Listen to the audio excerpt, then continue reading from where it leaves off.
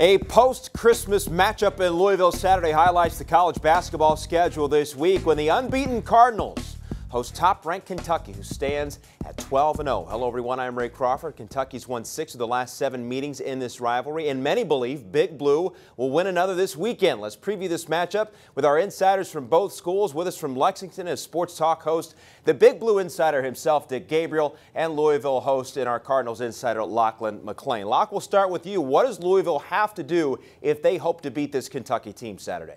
Well, the first thing they have to do, Ray, is keep Montrezl Harrell on the floor. He cannot get in foul trouble. He's the best player in both teams combined, and he's got to have a big game. I'm not convinced anyone on Kentucky, except for Willie Cauley-Stein, can defend him one-on-one. So although UK likes to switch their defense, he might make that impossible.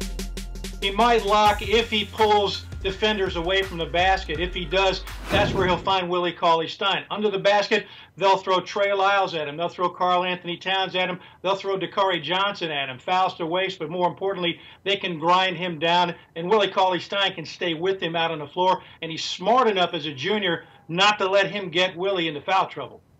Yeah, but you got a couple freshmen you just listed playing their first ever road game. I wouldn't be too confident about their defense against the seasoned Harrell. Meanwhile, Louisville, by the way, also has got to get baskets in transition. Kentucky, if you let them set up in the half court defensively, no one has scored against them all year. No one gets to the rim against them. So the Louisville backcourt has got to force some steals and get some buckets before Kentucky gets set up. And that can be a problem with Kentucky, still battling to get more rebounds than the other guys. Getting back on defense has been a problem as well. But they took major strides against both North Carolina and UCLA. Both of those teams had good backcourts. Not as good up and down the court as Louisville is, but I think Kentucky's made a lot of improvements there since the start of the season. Locke, as you compare these backcourts, how does Louisville match up, and where do you see a weakness in the Harrison twins?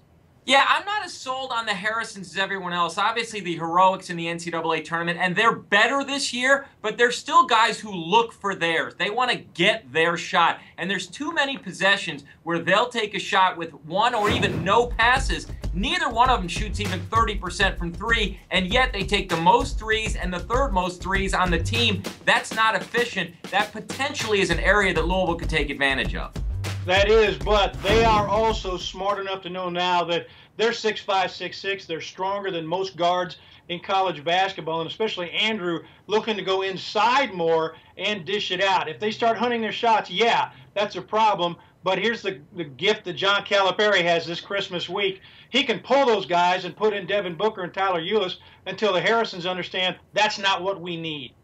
Yeah, I think that's a great point, Dick. I think the Ulis Booker backup could be a huge key to this game. And plus, Louisville's not going to be able to press all game, or they may be able to, but you're not going to wear out 4 different guys. The final thought for Louisville, by the way, is they have got to play some zone defense. Kentucky is 245th in the nation shooting threes. You've got to force them to shoot some threes and keep your fingers crossed they're not making them. I know it's hard to rebound out of a zone, so there's no easy answer there. But I think if Rick Pitino doesn't play a big chunk of zone against a bad shooting UK team, he's not giving Louisville the best chance to win.